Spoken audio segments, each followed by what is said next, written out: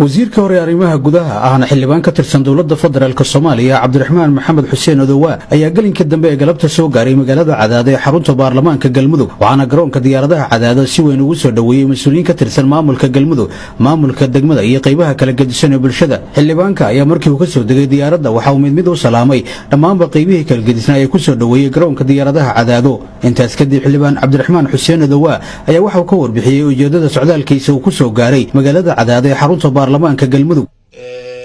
saddex arrimood marka koowaad halkan waa deegaanka aan ugu matalo dowladda federaalka baarlamaanka inaan is wareysano xogta iyo shaqooyinkii iyo dalkii xaalkiisu meeshuu marayo warbixinteeda iyo dalabaadkiina iyo codsiyadiina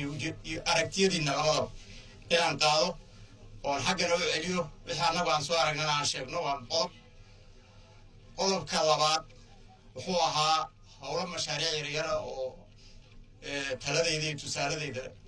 halkan looga fuliyey deegaanka oo ceelal ay ka mid yihiin iyo shaqooyin kaloo yaryar oo horumarineed ayadana inaan soo dhagax dhigo oon soo furo dhagax dhig maana soo furo haddii ilaa yiraa maalmaha soo socda qodobka saddexaad oo muhiimkaana wuxuu yahay waxaad la wada socotaan annagu waxaan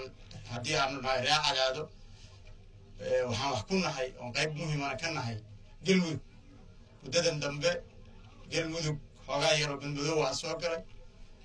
in ree Cadaado iyo reer Dhuusamareebba iyo reer Gaalkacyo iyo dadka reer Galmudug baan u sheegno in waxa ay soo dhan ayaga yihiin inay walaala yihiin in maaragtay Cadaado aan u sheegno in Dhuusamareeb ay tahay caasimadii dowlad goboleedka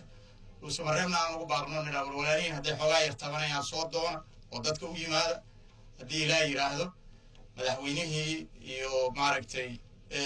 ninka la yiraahdo madaxa xukuumadda iyo madaxda maqan Dhuusamareeb ee reer Galmudug dadka halkan jooga waa dadkii aasaasay nidaamkana ka soo shaqeeyay marka in arrimahaas ayagana laga shaqeeyo saddexdaas ujeedo lahaa haddii ilaa yiraahdo maalmaha soo socdana waa sii joogi doonaa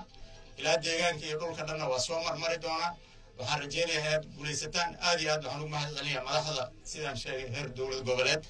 iyo madaxda heer degmo oo runtii iyo ahalka iyo qaraabada iyo gabdhaha iyo wiilasha iyo ardayda kulli soo dhaweynta diiran la soo dhaweeyay Sharmarke Maxamed Maxamuud TV-ga caalamiga Hon Cable magaalada Cadaado.